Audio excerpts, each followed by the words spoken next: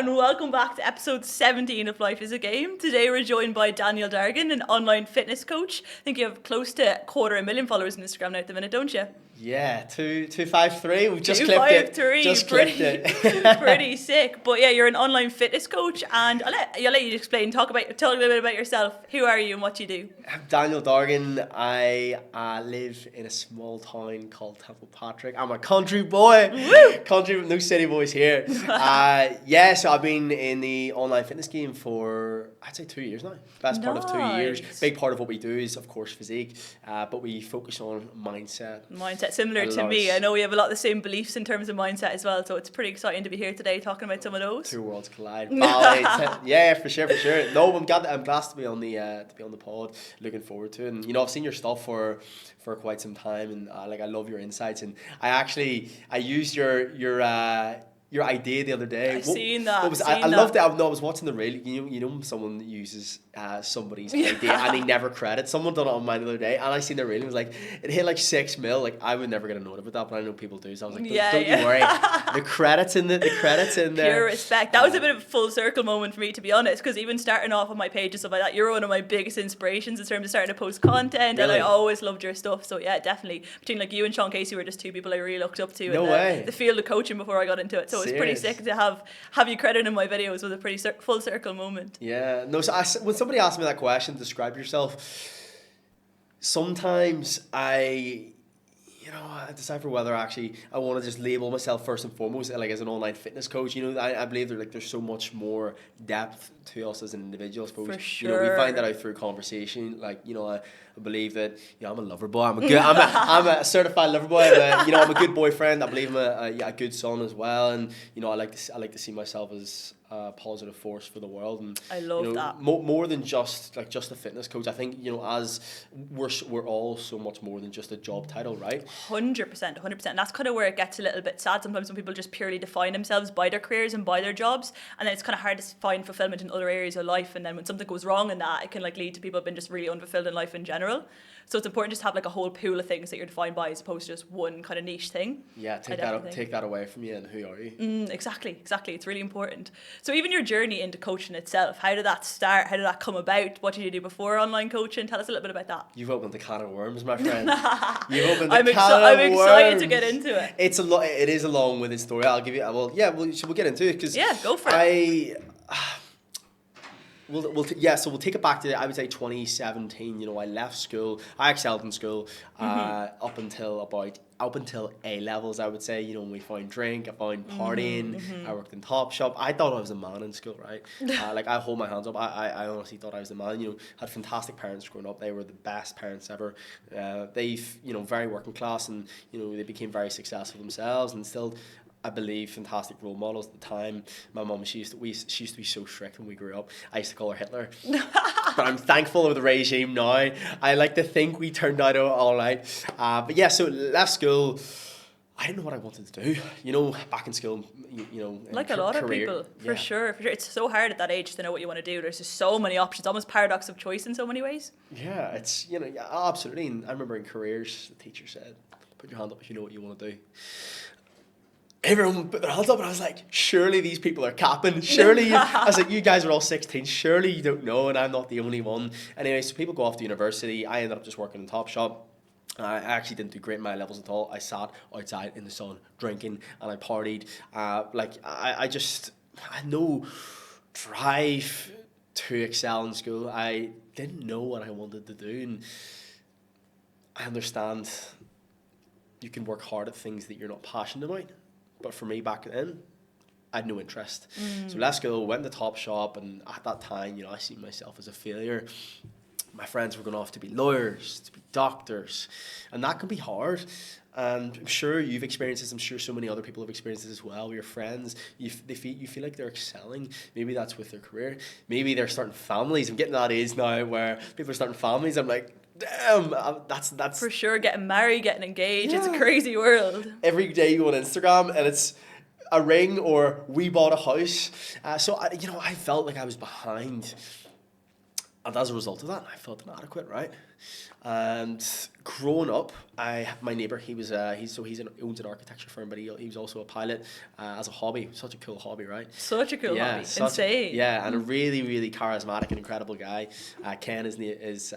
He's not going to listen to this, but if you are, shout out Ken. And yeah, for my 13th birthday, I got a flying lesson because I was so intrigued with it. He took me up once, and anyway, I had an interest for it, but it kind of fizzled out. And you know, when I turned 17, 18, I picked up a few more lessons. And then I said, right, what have I got to lose here? So I applied for flight school. I done interviews. I got in. And I found myself then at 19 moving down to Dublin to be an airline pilot. Wow. To train to be an airline pilot. That's so contradictory to what you're doing right now, which is pretty mad. Absolutely, right? It's a big part of the story. But I went from an individual who was very insecure, that if we look at the social hierarchy, you know, friends, the doctors, the lawyers, you know, I was at the bottom of the rung there. I was just working in Topshop, right? Who are you? Like, what have you done with yourself? Are you know the question, are you at uni? No. For sure. And you're like, oh, they're thinking something of me. I know they're thinking this guy ain't up to much. So I felt when I went to flight school, I was starting to climb again.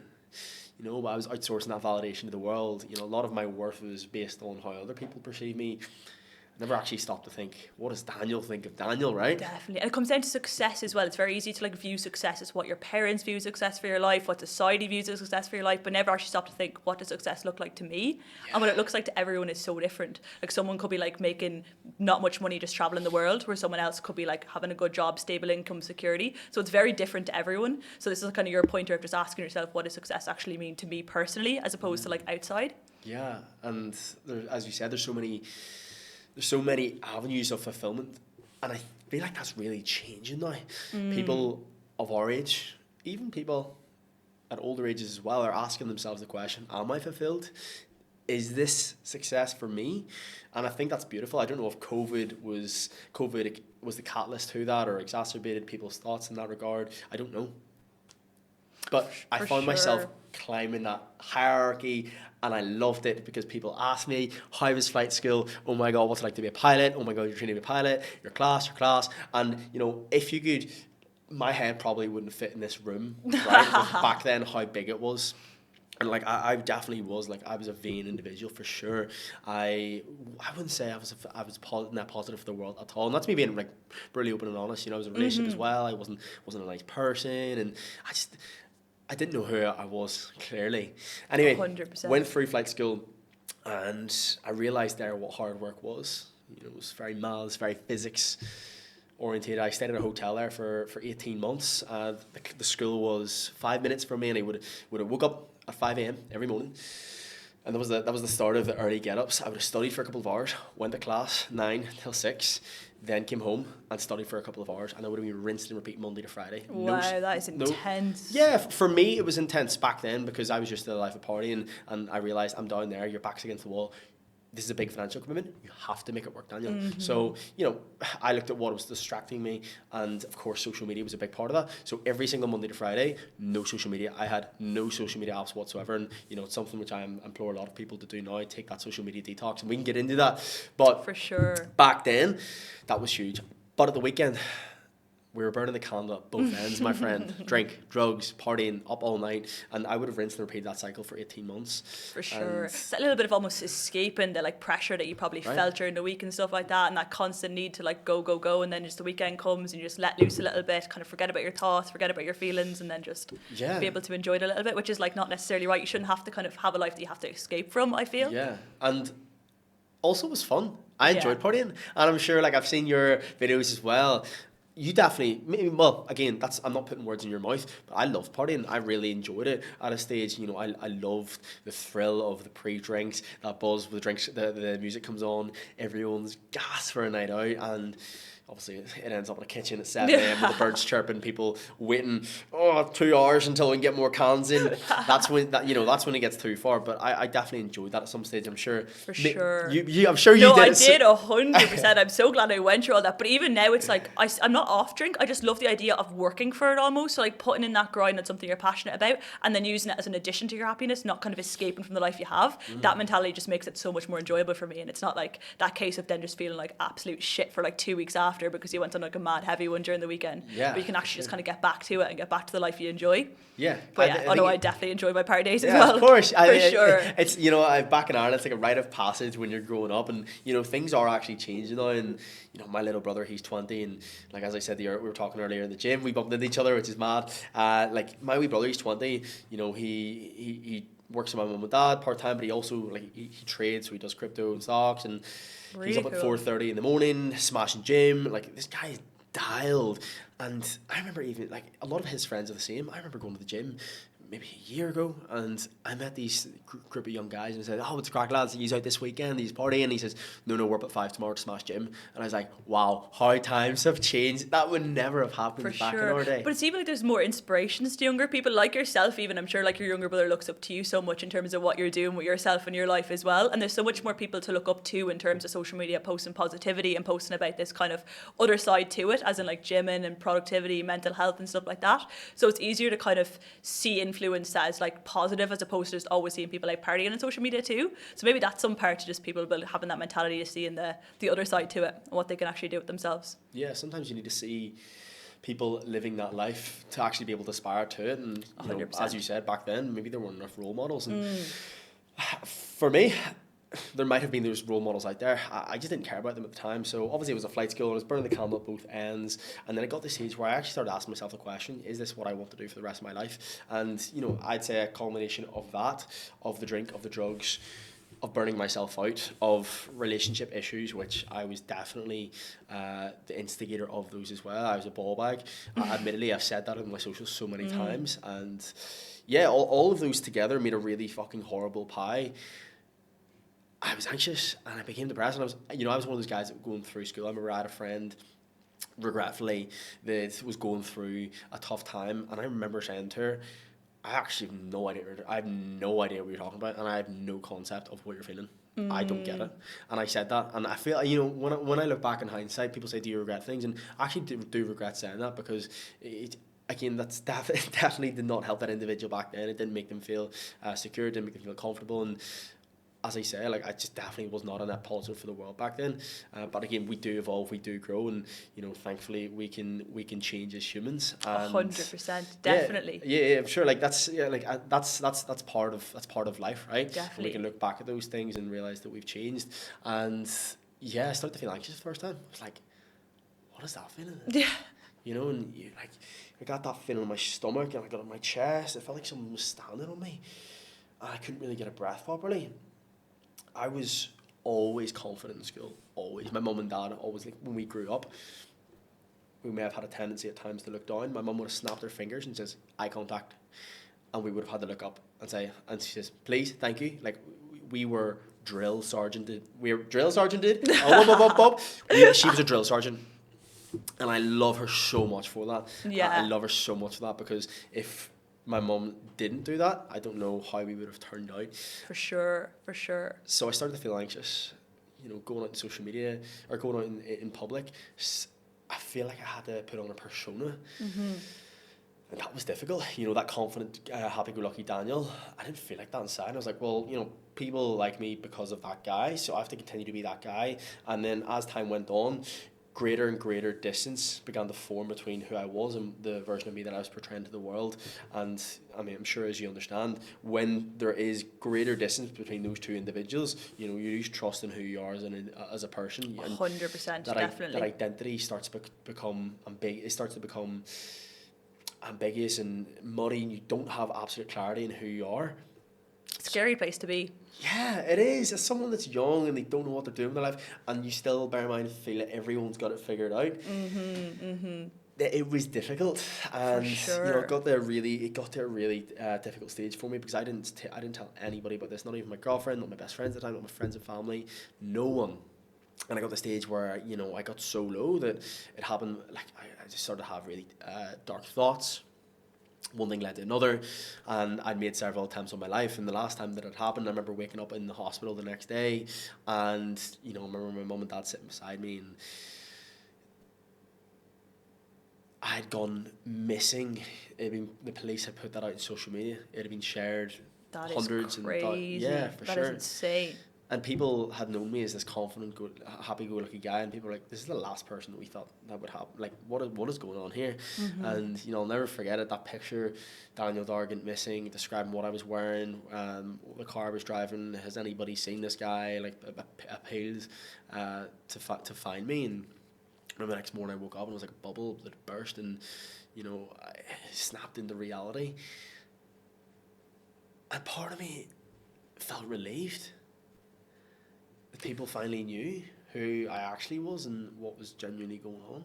For sure, definitely. And that just even goes to show anyone who's going through that, just how the importance of talking and just like letting people kind of know and letting people in that bubble. Yeah. I didn't know how to feel. I felt embarrassed. I felt guilty. I felt relieved. I felt numb. I felt joyous. It was a cocktail of emotions. Wow. My mum and dad were very supportive. Thankfully, and understand that people don't have that luxury. My family were super supportive. My friends were supportive. And I remember getting medicated for the first time. I put on antidepressants. They gave me diazepam, and I barely remember them. It was November, the 26th of November, 2019, and I don't remember a month after that. I was like so heavily medicated with like the diazepam. Like I don't remember. Like it's like such a blur to me. And it was from there. I was like, right, how do I reintegrate back into society? Like as this new Daniel, which people know me as, and it's that wall came down, and it's the way I seen it was I'm back to the bottom of the rung. I climbed up, I was the guy who's going to be a pilot, and boom, you're back down. So I always had it in my head, I need to be up here, I need to be valued from other people. And, I've done a lot of deep work on myself and, asking myself where does that derive from. And, yeah, like I've found answers for those. And, it's I'm sure you understand, it's interesting to look back into your childhood and figure out the reasons why you think what you think and did what you did. 100%. Definitely. It's so crazy how the mind works. And then once you become aware of that, even seeing it in other people and where their actions are actually stemming from, where it's coming from, as opposed to like someone doing something, we'll say, even in terms of like being mean to other people, it's coming from a place of insecurity in themselves. And when you get to the other side, you can actually see that it's not about the other person that they've been mean to. It's actually coming from a place of what's going on inside them, which is pretty crazy. It is, and I never said this on a podcast ever, but like I went to therapy, and a big part of that was that we boiled that down to is my mum and dad are obviously like very successful and incredible role models, and I had this in my head growing up that if I never amount to what they have done, then I'm an absolute failure and they're never going to be proud of me. And in school, my older brother like was very academic, and I wasn't, and I felt stupid. I felt it made me feel inferior, and I love my brother to bits, I love my mum and dad to bits, but we navigated it back to when I was younger, and those thoughts and those feelings, and maybe the actions down the line or the feelings down the line were attributed to that. Maybe they weren't. Sometimes people try to attribute meaning to everything. Definitely. So yeah,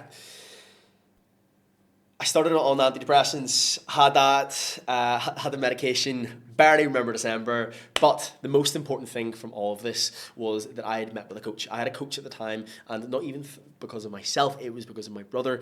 He didn't love how he looked and how he felt. So we said, right, okay, we're going to get you a coach. And he said, right, okay, as long as you do it with me.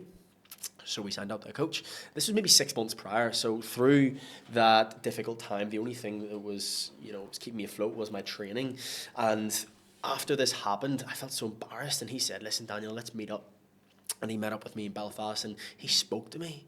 He listened. And I absolutely know the most powerful thing that you can do is give somebody the opportunity to express themselves and relieve themselves of the weight that they're feeling. And he done that. He listened. He didn't try and problem solve. He just sat there. And I talked. And I felt like we built such an incredible connection through that. Then we trained, we got food. And he said, okay, what about doing a photo shoot, man? What about striving to achieve something great? Because there's nothing you can't do. And for the first time in a long time, I felt like I could run through brick walls just for a second. And even though that was the toughest moment of my life, having someone in your corner that made you realize there's more for you out there, that's powerful. And I believe that like anybody going through something, you need to be looking in the right areas as well. If you're like, that's why I love the fact that there are so many coaches out there nowadays. People are aware like there is help out there, and of course there's therapists, there's fitness coaches too, and Ben Heron for me back then, that coach, like he completely transformed my life. Dropped 15 kilo, got in the shape of my life. My mum bought me a book called The Stress Solution, and I stopped drinking for 9 months. I never took a drug again, and things just started to pick up momentum and build and build and build. And I started doing meditation, I started doing breath work. I started looking after my body, started eating well, started getting sunlight in the morning, I started taking more regular detoxes again from the social media.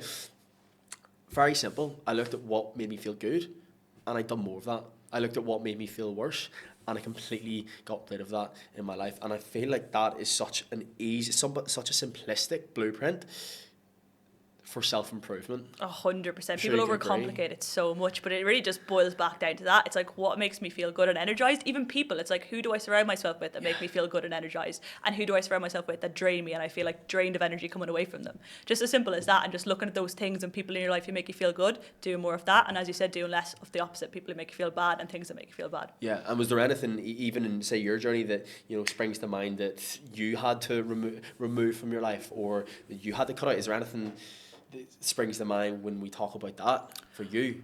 I would say definitely a lot of I'm very much a product of my environment in terms of who I surround myself with and people I surround myself with as well. And been back in college and stuff like that, I do love my friends from home, but it was just kind of like, yourself, like partying all the time, talking about like boys who you're getting with, or you getting with this person and stuff like that. And just pulling myself away from that and trying to find more people who are into business and self-improving and actually wanting to better themselves. That was a big part of like my journey, just to becoming like better myself. Because again, I'm very much like, I do what other people do around me. You're the average of the 5 people you surround yourself with. 100%. I can relate to that so much. So I think that was definitely a big one for me. And then I was kind of, like you said, getting away from the party scene a little bit and just trying to do more stuff for me at the weekends too. That was a big part of my journey. Yeah. But in terms of that rock bottom for you, I know, like, I think I heard it, maybe it was a podcast you were on before or someone else, but it's like when you have that in your life, not only are you working towards goals, but it's like that person that you're running away from as well. So I know that's huge. What did you find that like in terms of just like progressing up from that point of rock bottom? I had the accountability of other people was something, a big part of that as well, and I don't want to move on without mentioning that as well, because yes, it was something which was extremely traumatic. It was a really difficult time in my life, but I actually in the early onset didn't even change for me. It was actually for my friends and for my family, mostly for my mum and my dad and my wee brother. I seen how much pain that caused them, and I said, I'm never ever gonna touch it. If you made £1 million and put it right there now, I would not go near a drug. I would never do it. I made a promise to myself, not for my family, that I would never do that again. And there's power to that if you're in a position where you don't feel motivated, if you don't want to do the thing, that's all right. If you don't want to do it for you, do it for somebody else. Do it for somebody that you love, because when you're the best version of you, you actually give the best service to those people that you love. And if so many people talk about being selfless. If you really want to be selfless, be selfish and look after you, because they win off the back of that. Everybody wins off the back of that. I absolutely love that. Yeah. It's that concept you can't pour from an empty cup as well. You have to have your cup full in order to give to other people. Overflow, baby. Really Always back that. overflow. Really back that. But yeah, it's running away from something is absolutely fine. Running away from something is cool. Like, I like to have something you run away from and something that you're running towards. Always. It's, again, I've spoken about it before. Jordan Peterson talks about the study with the cat and the cheese, and they put the starving rats, into the tube, and they attach a spring to the back of the rat's tail. And what they do at the start, they waft the smell of cheese through the front, and obviously they're starving rats. They pull very hard. The rats run towards the cheese, and then in the second iteration of the study, what they do is they put a cat at the back, So the cheese through the front, and then the smell of a cat through the back, and then the rat pulse 3 times as hard. So again, yes, of course, you want to have something that you run towards, but also something that you're running away from. That's one of my favorite analogies. I talk about that with Class. all of my clients. It's unreal, and it's so true as well in life. It's so true, 100%. So what do you run what do you run away from? I know, like when I'm doing podcasts as well, I've been on podcasts and the host says, "I'm interviewing you." You ever seen Step Brothers? No. Yeah, fucking love and they're it. like, "I'm going to interview you." But personally, like I find it's like we can learn from absolutely everyone. I find it very interesting to know like what do you run away from as well. Definitely, for me, definitely. Yeah, there was a couple of low points. So back in I think it was probably 2020, I used to work in a bar. And I think that was the most eye-opening experience for me in terms of just exactly what I did not want my life to look like when I'm older. And it's so fine for people who enjoy that as well, like not dissing on anyone who works in a bar. That's completely fine if you enjoy that. But for me, just like drinking every single night after work and stuff like that, that was kind of the regime of it. And just like, again, product of my environment, I just got roped into that and just didn't have a brain of my own, just kind of following the crowd in that regard. A little bit into drugs and stuff at the time as well. And that was just like a really scary point in terms of just no purpose outside of kind of working in the bar and drinking, and that lack of purpose for me. And then I just remember a couple of mornings waking up in my bed, not knowing what to do with myself, just like really hungover, like on a come down, just in bits, like not having a clue what I wanted to do with my life, what my future held. It's just a really scary place to be. So I suppose it's that like kind of clueless version of myself who was just completely lost in the world that I'm running away from in so many ways. You must be thankful for no? Without doubt, like 100%. Like that's why I say I never regret like any of my life choices in that regard as well, because it just made me who I am today. And just even then, a big turning point for me, I think, was after that. Choosing to come to Bali alone in 2022 was just like the butterfly effect of my entire life. It's insane if I hadn't made that choice, because it was only a couple of months after this. I don't think I've ever talked about this before, even on social media, but I used to hate my own company, even in terms of when it came to spending a night alone in my apartment. I feared that so much, feared my thoughts, like feared like negative thought patterns, and just like that, that loneliness that you sometimes get in the pit of your stomach. I'm not sure if you ever experienced that, but I used to get an overwhelming feeling of that every time I was alone in my apartment, just even in my car driving and stuff like that. So I was like, how can I overcome this fear of being by myself? Oh, let's just fly to the other side of the world. So I took off, bought myself a one-way flight to Bali before going into final year of college, and that could just completely change the trajectory of my life. Wow. So that was even coming from that like low point and what it was for me, who I'm running away from. I think that was definitely a turning point in terms of just getting to the position I am now. So that's insane. And you chose the decision that brings about the most Uncomfort, opportunity and the most discomfort. The most uncomfortable one. Running towards that, like that's noble. For sure. Because it's not easy to do that either. It's so easy to look back in hindsight and tell the story of how you booked the flight, but sometimes we forget the emotions that we felt then. We felt the pull, we felt the friction of moving, and it's like back when I talk about my story, I don't want to dramatize it. I don't want to make it out as if it was beautiful. Like, it was a long slog. Every day just felt the same every day. What I used to do, I used to obviously look at the days out of 7, and I used to score green, red, and it was like, right, okay, if 1 day green, 6 days red, and then like the green was when I felt all right, and the red was when I felt depressed. And every single day, like the colours just started shifting in the other direction. And then eventually I was like, we got 4 greens here. I was like, this is good, like we're getting somewhere. And I'll never forget, I spoke to my auntie about this, and I found myself, I still had those couple of days where I wasn't feeling myself, and I suppose that's where the purpose lay, right? Because at the end of the day, working towards something, gosh, that brings so much fulfillment, right? But it could be difficult to know what to work towards. And 100%. I done the photo shoot. I started the self-improvement. Fantastic, great. But what I do with that, what I do with this improved Daniel, like what I do with that now, and I understand that could be difficult for people. Like, once you've got to the top of that hill, it's like, fuck, where'd I go? And we hit COVID, and it was just, I remember doing my shoot the day before we hit COVID, and just when things had been fantastic, and just when I'd been gaining momentum, I felt like we just taken a step back, and I told myself at the time that I depended on socializing to feel fulfilled, to feel happy. This is the story I told myself back then as well. Yeah. So obviously, when we hit COVID, I wasn't communicating with people very often. I felt slightly anxious again, and it just got to the stage where I really wanted to figure out what Daniel is built to do. What was I put on this earth for And I didn't know. So what do we do? We don't know. We try, right? So like against Jordan Peterson, he says the precursor, willingness to be the full is the precursor to any transformation. And if you're not willing to be the full, then you're not willing to try anything new. And if you're not willing to try anything new, then you're never going to grow. You're never going to figure out who it is that you want to be. So you need to be willing to be the full, be willing to suck at something, and know that that's okay. Definitely. So down to almost what are you willing to suck at as well, like what are you willing to be a fool at and like not look silly doing. It's like, what is that thing? And managing your expectations with that too, you know. I believe everything, you know, I talk about my clients all the time, manage expectations, and you know, I manage my expectations that I might suck at this. So my brother and I, we opened the shop. So we had faulty second-hand clothing. We opened the shop, and for 6 months during COVID closed. COVID closed it again. I bought and sold shoes. I worked at EE for 4 weeks. Well, when I say I worked for 4 weeks, I done training for 4 weeks where I fucked about. And then on the very first day, I had someone to give me, I like an old English woman to give me lip, and I thought, I'm not getting involved. Phone down, and I literally slammed the phone down after listening to her give me shit for 10 minutes, and I said, I'm out. I'm never I'm never gonna take that from anybody again. No chance. And I called up a manager. I said, I'm out. I'll leave my shit back at the office tomorrow. Game over. And that was during COVID, and I thought, right, okay, this is another thing that's not for me, right? So we'll take this off.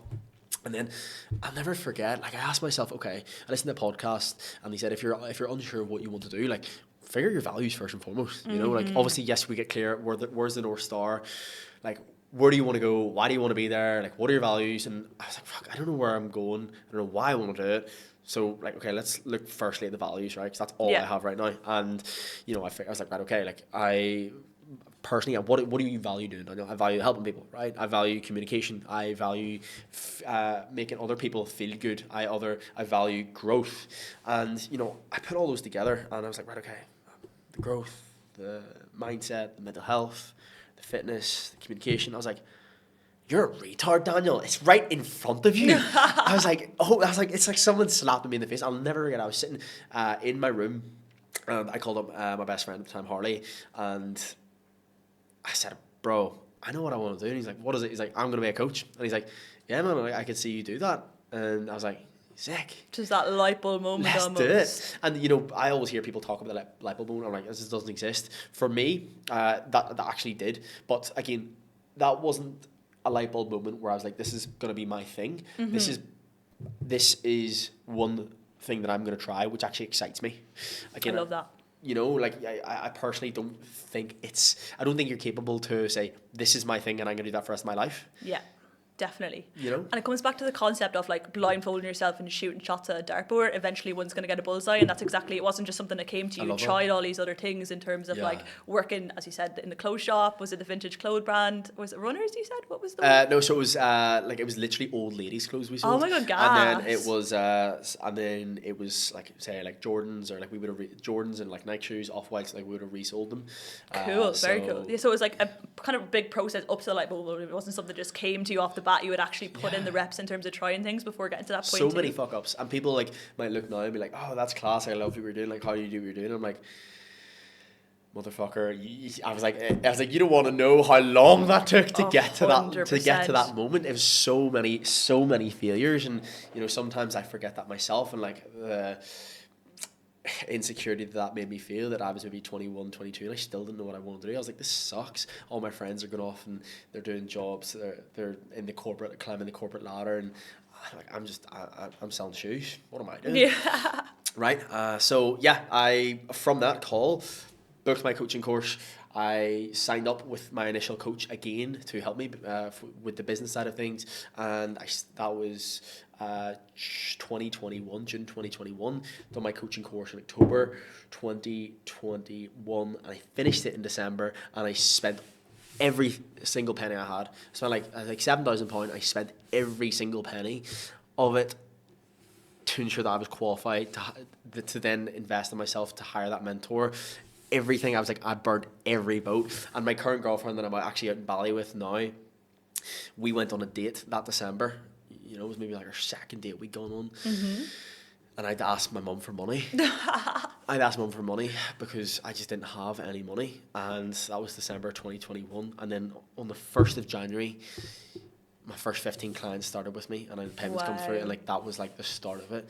I love so that. That was, and that concept there is like when you don't have a plan B, plan A always works. One of my friends from Bali, I met her like out in Bali, and that's what she said to me back before I even started coaching myself. She was like, when you only give yourself a plan A, it has to work. If you burn the bridges, it has to work. So it has to. Like, I honestly don't like, how can it not? If you just keep going and keep going and keep going and keep going, you throw darts, you knock on doors, something will give, because as you know, every single time that you fall down, you're going to learn, you're going to get stronger, and you're going to become better, you're going to become more competent, and then you're going to be able to do the thing, you're going to get the job, you're going to be able to again post the video and actually be able to give value. And that's how I actually ended up getting into that space. So it was a long-winded journey, and looking back, and even from when I started coaching, it's been long-winded too. But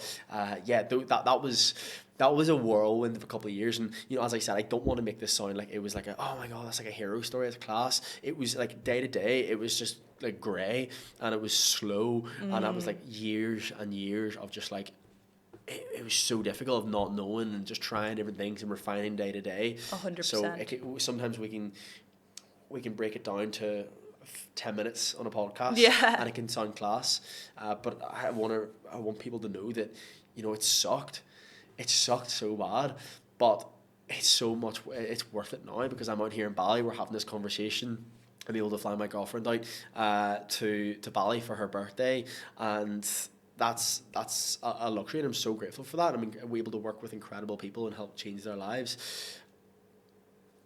And when I look back at all that hardship, that was worth it. It's even the concept, like, what would your younger self say who like woke up in that hospital bed if he could see the position that you're in right now? Like, it's crazy to think about. Be fired up. You'd be fired up and say a lot of let's go. He would be really proud. Yeah, he absolutely would. And I think there's a few things to take from that. Obviously, you have having the accountability of other people, and then not willing to be the fool, and not stopping no matter what. And I always talk to my clients about gun to the head mentality. Like, I'd be very extreme in the things I talk about, and like I don't like snowflakes. Like, I'm open to say that. I used to be very beige in what I talked about, and because I didn't want to get cancelled, I didn't want to get XYZ. Like, I'm not someone like, I definitely believe that, like, I'm not out here to harm people whatsoever, but I believe in today's day and age, people are too soft. I understand that hardship is something that should be welcomed, and we should run towards that. 100%. Even just on that, like, when I first started posting on social media, 200 followers I think I had, I messaged Daniel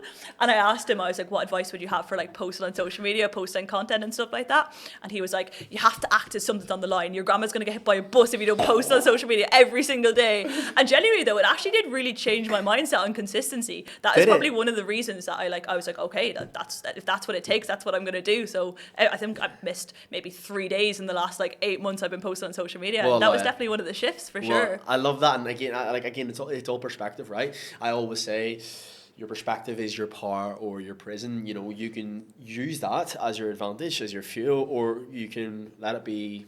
You can let it be the anchor to your boat. And I always say passport or prison. Yeah, I love that. It's concurrent with you, Mrs. Worldwide. Like, I love that. But yeah, it's so true. And perspective is one thing that I always talk about. And I talk about, as I said, about like the gun to the head mentality. Like, if there was a gun to your head, would you make it happen? Of course it would. Of course you would. For sure. I talk to my wee brother all the time.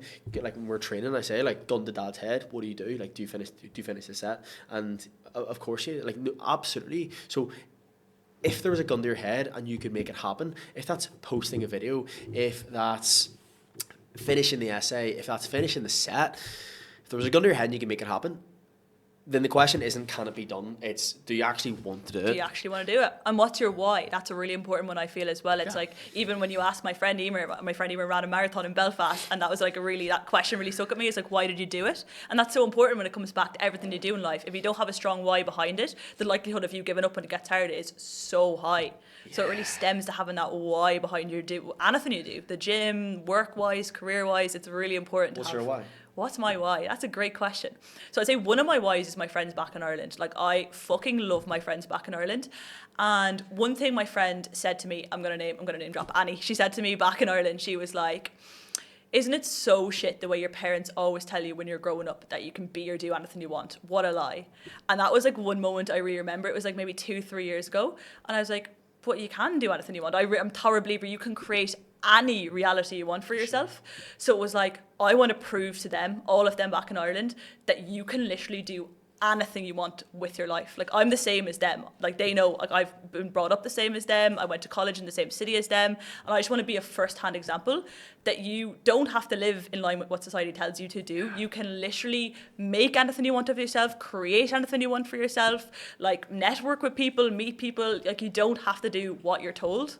So that's definitely one of my really strong whys, for sure. That's powerful. And having, I think having anti-role models is great too. Again, a lot of people don't have the liberty of, or the luxury of having someone to look up to in their in that close circle. I've had that luxury, and my mum and dad, as I said, like, they're incredible people, the most hardworking, diligent people, and honest, sincere people, humble that I've ever met, and forever grateful for that. And I understand that not many people have that, and if you don't have that positive role model in your life, okay, look on social media for that, try and form a connection with that individual. And worst case scenario, who do you not want to be like? As you said, like, and that, I'm not putting words in your mouth whatsoever, but if you're saying that you don't want to be like certain individuals back home, or you don't want to emulate what society wants you to be, that's okay.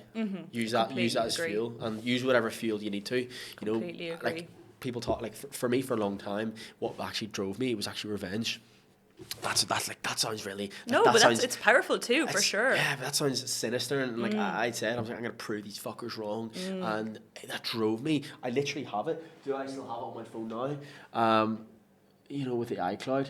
Will it still be there? Oh my god, it still is. Oh, prove them wrong. I love that. Like, that's so, I like, absolutely love that. It's so cringy. I'm the king of cringe, but I love it. But it's still on my phone still synced from iCloud. I absolutely love that. I like, that was a big driver for me, and that's okay. Use whatever you have. For sure. And even adding on from that as well, that was kind of a little bit about mine as well, because when I chose to stay in Bali after booking that one-way flight, I didn't do my final year of college. I deferred it. Oh, did you? Okay. Interesting plot twist there, yeah. So that was a fun phone call home to my dad. Rang him saying, Dad, I'm actually going to stay in Bali and not come home to do my final year of accounting and finance. So how did he take that? Oh, so how did he take that? I think he was just, honestly, because again, my family are quite like, in terms of get your degree, go to college, get a good job. That's kind of their mentality. And it's just because, like, they want what's best for you, want you to be secure, want you to be stable. So it was definitely a bit of a shock to the system. I wouldn't say he took it like overly badly, but it was definitely something that kept being brought back up. It was like, what are you doing now? And like yourself, I kind of felt that pressure. I was like, God, what am I doing now? And then after coming back home to Dublin, I actually got the same job as I would have got after my degree. Oh, did you? Yeah, off the back, because I had a lot of experience. I had a clothing brand as well. All this coming out now. I had a clothing brand as well, a lot of experience with marketing. So got the job anyways and was working in that. So that kind of piped him down for a little bit. He was happy enough with that for a while. And adding on to it, what was my why? So worked that job for like 8 months, feeling really unfulfilled. Wasn't for me in terms of like, I just don't like office work. I can't be told what to do. I'm not very good at being told what to do. Me and you both. Oh, and then got to September of literally just last year gone, and I was made redundant after event season. And one of my promises I made to myself after that is I am never going to have to work for anyone ever again for the rest of my life. And that was one of my drivers. It's like, I never want to be in a position where someone can, like, I want to be my own boss. Why? Because it's for me, like, people say security is working for someone else because they feel secure, but it's like, how can you feel secure when someone else can literally say bye-bye at absolutely any point they want to? That's not security. The only real security you ever have is like making your own income, working for yourself. So for me, that's what security is, and just being able to know that like the work I put in is what I'll get out of it and not have to answer to anyone else. So that's a lot of it too. Yeah, just living life on my own terms, being able to not ask for time off to travel. And I remember, back even in April when I was working in this office, I was in Swords, I sat down and I redefined success for myself, and I wrote down on that piece of paper, success to me means making €3,000 a month while working on something I'm so passionate about and being able to travel anywhere in the world at any given point in time, which is pretty insane to look back. That was like not even that long.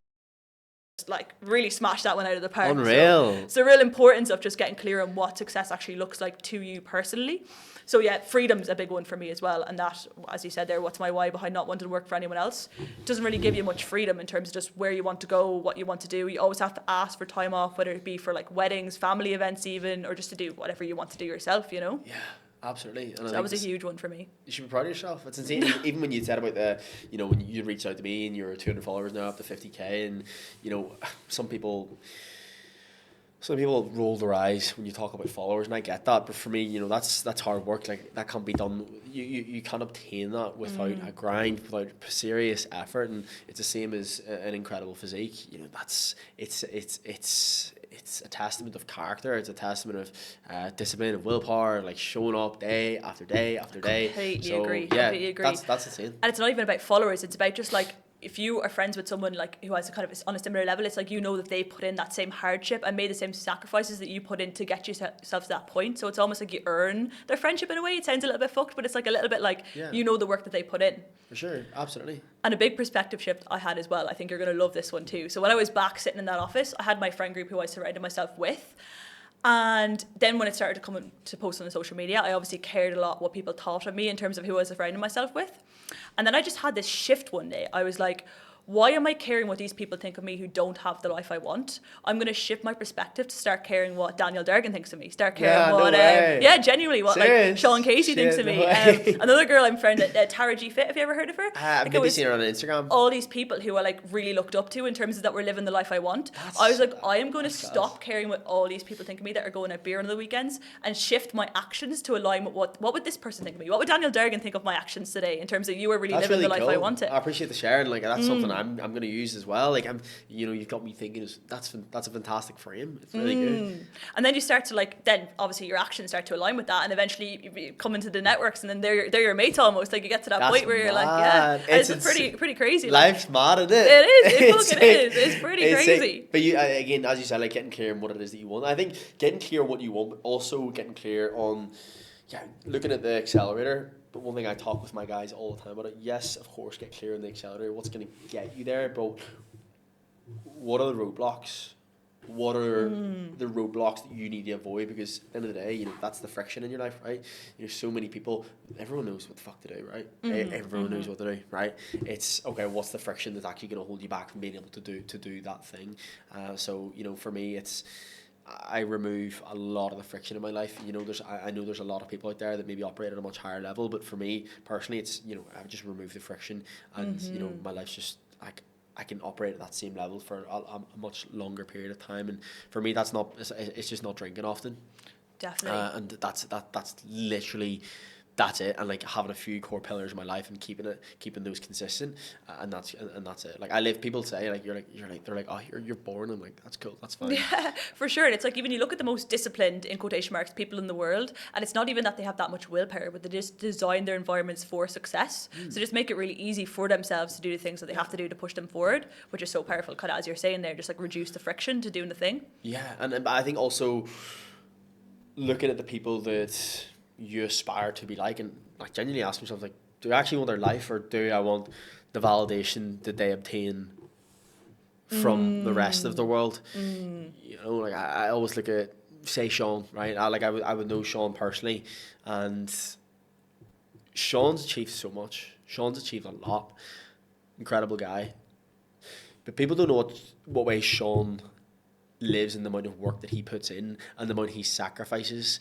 And I heard this before in a podcast, don't look at what they've achieved, look at what they've sacrificed to achieve that, and ask yourself, are you willing to make the same sacrifice? Because most people don't. Most people don't actually want to make a sacrifice. I talk to clients that, a lot of people come to me and, they want to get shredded, right? And, the first conversation I have is, okay, this is a different ball game entirely. We're not talking about, my demographic wouldn't be coaching 50, 60-year-old women who want to lose a couple of pounds. Like, mostly, I work with a lot of corporate guys, work with a lot of young individuals that, want to get into ridiculous shape and want to do things they've never done before and be bulletproof between the ears. That's a different kettle of fish. So making sure that, are you aware of the sacrifices this takes to get there? And the same applies for the social media. I said to myself for 12 months, I was like, I'm going to suck balls, not legit, no sauce, nothing going on, don't worry. But I said, I'm going to suck balls for 12 months, and I'm going to be a monk. I'm going to go monk mode, and I'm willing for that to take a hit ahead of time. So that I was like, I'm cool with that being my sacrifice. I said 100 reps. I was like, I'm gonna give myself 100 reps just to be shy and just bang them out. That's it. But that's class though. I love that. It's, you know, how could you apply that to absolutely everything? It's like, right, okay, with social media, 100 reps. It's like, okay, with the gym, what's manageable for you? Could you do, I don't know, could you do 12 months on the bounce? Like, what could you do and setting yourself that target? Like 100, that was like Tony McAlevey, my mentor, he's best friend of mine now. He'd set me 100 days content challenge, and that's what actually started me off as well. So yeah, that's key. Like also like having those people to push you, getting clear what's going to hold you back, and then ask yourself, are you actually willing to make the sacrifice? Because personally, I just believe some people just don't have enough pain, and you know, I get a lot of stick on social media for saying that. I like there's, you know, the sustainable dieters, maybe a lot of snowflakes out there are saying like, oh, you can't say in today's day and age that you just don't want it bad enough. I'm saying that is factual. Yeah. Some people have not experienced enough pain, and you know, when you experience enough pain, when that hurts so much, when you know there is no other option here, you will do whatever it takes to get there. And I fucking wholeheartedly back that. And you know, if you're in a position where you know you're not uncomfortable enough, I would almost rather be in a position where it sucks so bad that you have to change. It's like people in relationships, they get caught in the no man's land of it's okay. Fuck that. If it's okay, and you know, 10, 20 years down the line, they're married with 2 kids that they hate, and they're waking up to a wife that they don't love. And if it was awful, it was so bad, it probably would push them to get out of it. I absolutely love that. And especially with jobs, people find themselves in the state of like, it pays the bills, it's okay, it's not that bad. And that's such a like worse position to be in. Then I absolutely hate this, because that's going to force you to make a change. I love that.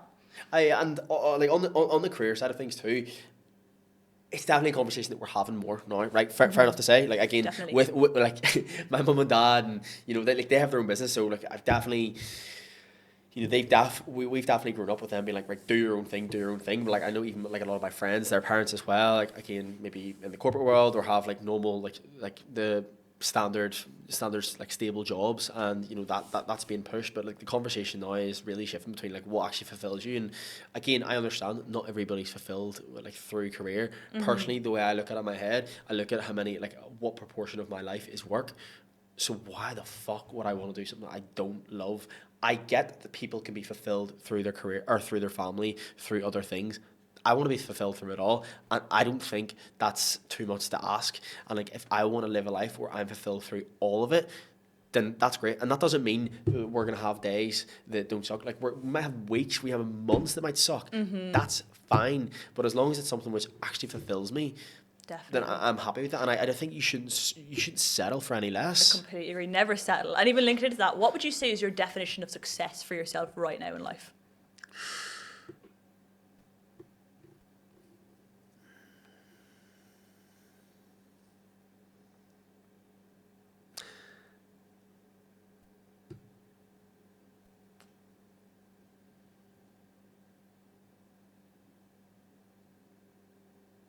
Knowing that I'm content, and that I'm content in who I am as an individual, that I'm a positive force for the world, and if everything was stripped down to the bare bones, I'd still be confident in who I am.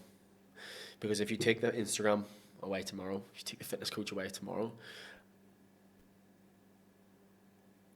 I'd still be confident in who I am. I love that. That's what I value. That's success to me, because at the end of the day, you know, your career, like that's just a shell. It's just like a skin. It's just a skin you wear, right? The car you drive, the clothes you have on, they're all just skins. They're all just, it's a facade at the end of the day, right? Of course, it might fulfill you, but like,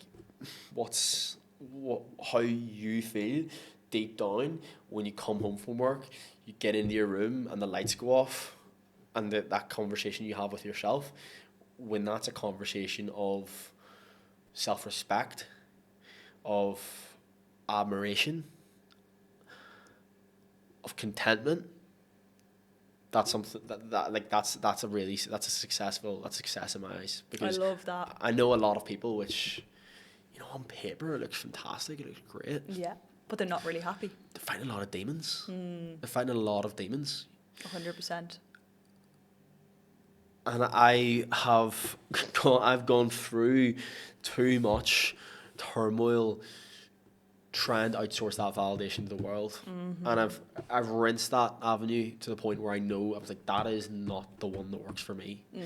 So it was actually funny when you'd said earlier that having that conversation with yourself, you struggled to be on your own. Something that I actually still do today, I would go to sleep with AirPods in, and the reason why I do it now is very different to the reason why I used to do it. If you ever seen me back in the day, I always had AirPods in. There was something playing. I could not sit alone because as soon as that went off, there was a conversation, and it was the conversation of hatred, of you're not enough, you're a bad person. I couldn't sit with that. It was very uncomfortable. So how do we block that out? Put a podcast on, put a few tunes on. Yeah, absolutely. And I couldn't, from getting into bed and turn the lights off to falling asleep. That scared me every night. I hated that. So I would have listened to a podcast going to sleep every night, and I started to learn things from it. Started to listen to podcasts, which I actually learned a lot from. But initially, it just started because I didn't want to be with myself. And still today, like what I do now is I actually love going to bed because I listen to, I don't know if you've Theo Vaughn. No, I don't think I've ever heard of him. No, he's an American comedian. He's fucking hilarious. I think he's funny. He's just like degenerate humor, and just like I love listening to things like self-help and personal development, but I love switching off and listening to just a bit of a laugh, like just like give me some autism, like just give me a bit of a tism there, like. So I'm just sitting there trying to sleep and I'm giggling to myself, and I love that. I look forward to that now, but it's just a habit I get into. But it's a long-winded answer, but when the lights go off, are you really content with yourself? Not happy, because that's fleeting. It's like definitely it's up and down, but it's content. Like can you be content? And content might mean you're having a shit day, but you realize that things are alright.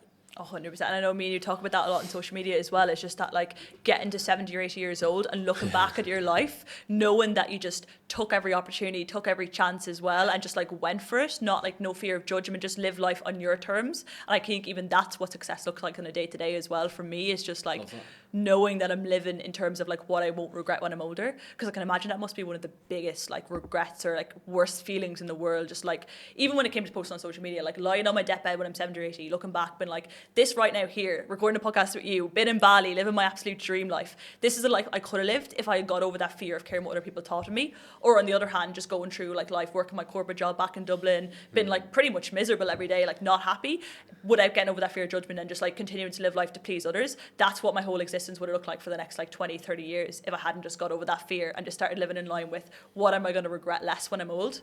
I think that's like really powerful, just to live your life. One of my friends always said, it's like, make decisions in terms of which decision will I regret the least. Yeah, that's great. And I think you'd said there about, you'd felt that fear and, you still push forward, you still moved out here. I believe that people assume that there will one day be a day where that fear doesn't exist, which is going to allow that door to open for them to take that path. And managing expectations again, that it's not going to come. Managing that it's always going to feel sticky, right? It's always there's always going to be a lot of friction. And I think the more, if somebody's in that position where they do want to take the leap, being reassured that that's how it should feel. Definitely. That's helpful, right? And 100%. That's helpful. Like that, this is how it should feel. It's like when I say to guys that are dieting and it's tough and they're going to a place where it's difficult, and it like, should be hard. This is what hard feels like. So we're good. We're in the right spot. This isn't a nasty side effect. This is part of that avenue. Is part of that journey. Definitely. So yeah, like what you said there, and again, 80 years old, 70 years old. There's enough 70 and 80-year-olds out there that give advice. You see it all the time on social media. People walk up to 80-year-olds. I've done it as well. And why do they say all these things like book that trip and you travel more and do like. But people don't take the advice then. My granny, like, there's a reason why. Like, the past 2 years, I've tried to travel as much as I fucking can. And people back home, they think, oh, look at you, you're off again. Like, I'm working a lot, right? I'm up at 4 a.m. working every single day, still doing 12-hour days, even though I don't show Instagram that. But I want to enjoy myself. And people will project their envy onto, and that's okay. But all I'm doing is taking my own advice. I'm taking my granny's advice. She said, I wish I travelled more. I wish I'd done more. And as you said, fuck that. We don't want to be in that position. So like anyone listening to this, you know what it is that you want to do. You know the advice. Everybody fucking knows it. It's just having someone there to push you. And the concept that there'll never be a perfect time to do something, like never. The perfect time literally does not exist. There's always going to be a reason not to book the flight, not to quit the job, not to do this, but just do the thing. Just feed into that and know that there's never going to be this perfect time that you're waiting for. Is there anything that you've been putting off that would make you more fulfilled? Good question, and I actually don't think so. A question one of my friends asked me at breakfast the other morning was that if you were handed unlimited money for the rest of your entire life, how would you spend the rest of this week? And I said, you know what, I'd actually spend it the exact same way I'm going to spend it, which was like, it was almost honestly a realization, like I'm literally living the exact day today that I want to live like this week, which is really powerful. That's, I mean, what more do you want than that? Yeah, even that question right back at you. If you were handed unlimited money for the rest of your life, how would you spend the next 5 days of your life? Is there anything that you'd change or do different that you're going to be doing in the next 5 days?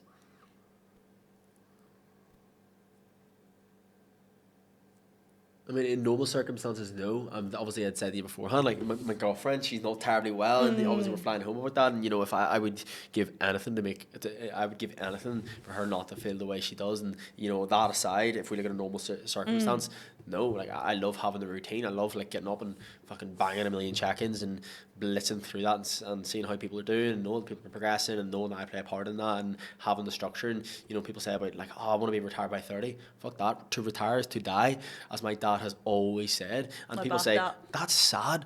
No, if you thrive off structure and you thrive off what it is that you do and fulfills you, I'm so confused as to why you would want to leave that. I don't get it. What am I going to do? Sit and finger my hole when I'm 50 years old, watching Jeremy Kyle? No. If you want to do that, fire ahead. Sweet. That's not me. I'm not keen for that. But even the case of that is just. I forgot what I was going to say now. Well, I'll cut this bit out. The case of that, well, that's the beauty of it, right? So the fact that what you've just said there, I'm unsure of what I was going to say. That's great. You know, I thought I had to myself when I was gonna when I was public speaking, right? What if I get up on stage and I don't know what to say? That feeling, right? So see that feeling that you just felt, fucking class. Mind cloud blank. And great. So what do we do in that position? We take a pause. And we go and we just move on from there. And like what a great metaphor for life. Like what a great analogy. Like there's gonna be moments where you just stumble and you just forget what you're doing. 100%. You maybe lose clarity. And that pause there just came back to me, so that's great. And just move on. In terms of goals, like it's about like enjoying the journey, which I've realized it's like for so long, even like not very long ago when it came to 200 followers on Instagram, I was like, I just want to get to 10k. And then it's like, even subconsciously you think that that's going to make you a little bit happier. And then it's like, oh, I want to hit my first 10k month. And again, subconsciously you're like, that's going to bring me like more happiness. Yeah. But just like when it comes back to, as you said, it's like playing the infinite game, just enjoying the journey of what you do and like enjoying the every single day of what you do and not just like waiting for X goal or Y goal to feel like more happiness or feel more fulfillment. Or like most people would say like, oh, I just can't wait to be retired. And they're almost like putting a little bit of their happiness on the back burner until they're retired. Whereas if you're playing the infinite game, you're just like in doing it what you'd normally do. As we said, like if you have unlimited money, you'd still live every day the same. Like that is true happiness because you're just enjoying the journey of life as opposed to wait until X, Y, Z to feel a little bit more happiness or fulfillment. You said about doing the 10k months, hit the 10k on Instagram, waiting until you're going to be happy. And you know, this is a conversation which I've had with other people as well. I think it's so easy to have that conversation. You know, like I actually wrote a reel out 2 days ago about this. You know, when the business becomes successful, when you hit X amount of followers on Instagram, when you get a 6-pack, whatever it is, right? And then you tell people on Instagram, that's not what makes you happy. If they've never obtained those things, I honestly don't think they're ever going to believe you. And I believe it's piss in the wind. And I understand why we give those advice, because I give that advice. I wrote that reel to make. I'm still going to make it. Yeah. In the hope that maybe someone will take something from it. No, but I back that. But do you believe that people can come to that realization without obtaining those things? It's a very good question, and I actually completely agree with what you're saying. I don't think you have to experience it. I think you do actually have to experience it in order to feel those feelings, because I would have heard multiple people say before, like, money won't bring you more happiness, followers won't bring you more happiness. But until I actually hit those little landmarks for myself, that was when the real realization came that, oh shit, like they're 100% right. Like what is inside. And even it comes down to traveling. It's like some people just think that if they move country, like all their feelings are just going to disappear. Whereas like what's on the inside, that is what you're stuck with. No matter what location you put yourself in the world, that's what you're stuck with. And like that, when you hit like 10K a month, you're still stuck with those feelings. Like they're not going to dissolve what you're feeling inside. It's the same you that's going to be there after you hit those landmarks. Yeah. But I completely agree. I completely agree. And then I look at the things that I strive to achieve now, and I think, well, it's that Chris Williamson quote, you know, you've already achieved things that you said would make you happy. But then we have to reframe it and realize it's in the pursuit of acquisition of what it is that we want. We feel fulfillment, right? Definitely. In that gap between I want to do X and achieving X. There's fulfillment in that pursuit somewhere. I don't know where it is, but along the line you feel fulfillment through progress. Definitely. So having something to shoot for, I think it's fine. If you want to shoot for a 10, 20, 50, 100K a month, who gives a fuck? Do it, great. But I think not resting your laurels on being content, on a shift of perspective when that happens, on a shift of happiness when that happens, because you know, as I always say to my guys and girls, new levels, new devils, new shit comes, and new shit will go. For sure. Shit will go. Like that's just how it is. But I think that's the beauty of it.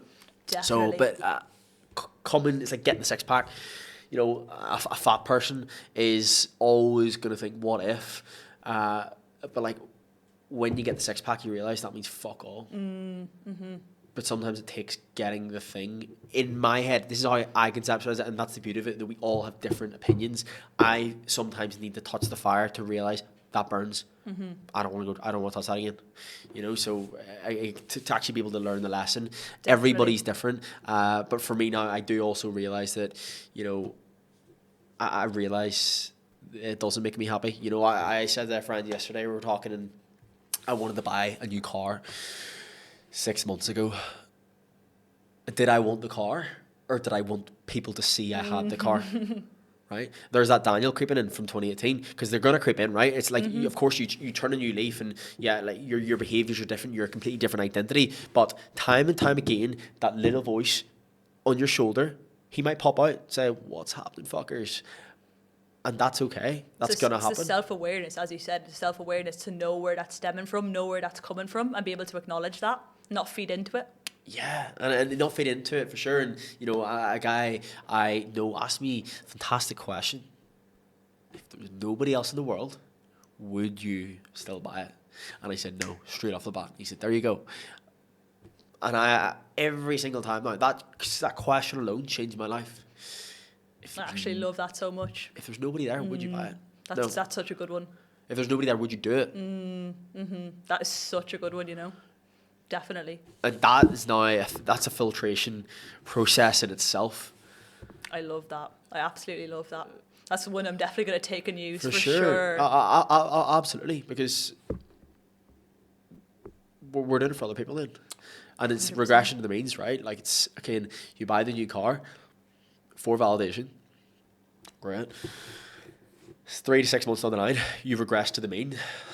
Your dopamine, sky. Again, you order the parcel from Amazon, or from Amazon, it's not as exciting. Where do you shop? Where do you like to shop? Where do I like to shop? Well, in Bali, like, there's not really many packages you can get. So up in Beach Walk, it's like the local shopping centre. All right, Tia, if my girlfriend, she's buying like Pretty Little Thing or whatever people buy, right? ASOS, right? When you make the order, the buzz is there. When it's coming, you get the buzz, and when it arrives, you're like, oh, that's a buzz, and then half an hour later, it's gone. It's gone. So we've regressed to the means, and that applies to absolutely anything. So that's something which, you know, absolutely, I personally feel like I need to get there to realize that doesn't bring me happiness. But now having a greater awareness and greater insight that I'm going to be doing these things for other people, it allows me to catch myself on a lot quicker. I love that. I absolutely Instead love of going that. the distance, be like, I need to make 100K a month before I can be happy. Definitely. It's like, shut the fuck up, Daniel. Definitely. Like, you're doing this for other people. Definitely. And one more question for you. I know we talked about bad days and how you did. I love that process of doing those red check marks and green check marks as well in the past. But do you still get bad days yourself? And how do you deal with those bad days if you do? Yeah. And everyone's going to get a bad day, right? For sure. I always say life's a wave, and if you can't appreciate the good days, if you don't have those bad days to compare them against, every day would just be average if every day was good. What would you say if I told you today that I never had a bad day? What would you say? What would you think? I probably think that every day would just be like kind of average. You wouldn't really be able to like know what it like. It was just maybe average days and like no really good, no really bad, and maybe you're just like on that baseline of average days. Maybe. Would you think I'd be being truthful? Probably not as well. Yeah. Yeah, That's a good point. I'd be lying. I'd be absolutely lying. Of course, everyone's got bad days. For sure. And no matter how, I never want to get the position. Like, I always believe it. The higher you go, the lower you go, and what goes up, what goes up comes down. What goes up comes down. Always, right? So we want to make sure. Like, I know. Well and truly from the smashing gear days, if you go up, you're coming down, right? So like, you live by the sword, you die by the sword. So. Yeah, of course I get bad days. It's absolutely normal. But one thing is certain, that when you wake up, you have a choice if you want to move forward or you want to move back. Like, I literally see this as linear. I wake up and there's two roads. Back to that, Daniel, or we move forward. And every single action is vote for the person you want to become, right? Why does it matter if we don't feel great? Oh, you feel stressed, you feel anxious, you're down, you're upset. And what? Look after yourself. Of course. Make sure, like, are you burning the candle at both ends? Or are you not giving yourself a minute to breathe? Right, okay, like, manage that. Absolutely. Like, put those things in place. But are you still going to get bad days? Yeah. Are you still going to have days where you're going to have to push and not sleep? I didn't sleep great last night. Like, woke up in the middle of the night and there was, I don't know if there was an earthquake or there was... There was an earthquake, yeah. There was, madness. I didn't sleep and I couldn't get back to sleep for like 3.5 hours, and I literally had to... Anyway, still got up at normal, 1/2 hour, and I thought, okay, one of two things can happen here. I can fall victim to my circumstance, I can succumb to the emotion and turn today into a shit day, or I could say, it is what it is and I'm just going to do what I need to do anyway. Like, how we feel should have no bearing on the outcome of that day, because if that's the case... We're a feather in the wind, right? You're not the sailor of the ship. You're hoping to wake up and have a good day. That's leaving your life up to chance. Because realistically, if we have a bad day, when people have bad days, usually, I wake up and I'm not feeling great today. We feel like we don't have control over that. I never want to leave that up to chance. The outcome of my life. So if I feel shit, we do what we need to do anyway. Is that going to the gym? Great. Is that smashing your work? Great. Because at the end of the day, the day ends, right? New day is gonna come. Sun's gonna fucking rise. It's gonna set, and tomorrow you'll feel better. And if you don't, keep doing what you need to do, because it baffles me. I understand why people do it, because I've done it as well. But when people feel down, they stop doing the things which makes them feel great. I feel down, so I'm going to stop going to the gym, which makes me feel better. I'm going to stop eating healthy, which makes me feel... It's funny what you say. I have a checklist for all my clients. So it was like checklist for having a shit week, and it goes through all the basics. So it was like, did I go to the gym? Yes, no. Did I meet my friends? Yes, no. Did I do an ice bath, cold water therapy? Yes, no. And it's like, you'll find, as you said, when you have the bad days, loads of people just stop doing all those things that actually make them feel better. Man, what are you doing? Like, come on. So I think there's personally, you need to really I always try and not separate my emotions. I'm one for feeling the emotion, and we do it anyway. I always talk to my clients about dancing with the emotion. We're going to feel it anyway. It's going to come up about it, but that's not going to have a bearing on what we do. 100%. And, I used to always talk about suppressing my emotions, and I don't feel like that's healthy. It's not something I would do anymore. I feel it, but we still do it anyway. Like, there's times where I wake up and I just feel anxious, man. And, okay, I'm going to do a Wim Hof breathing method. Great. See if you still feel anxious after that. And what? The day gets done anyway. Yeah. And we do what we need to do, because eventually we will feel better and this will pass. And that's that.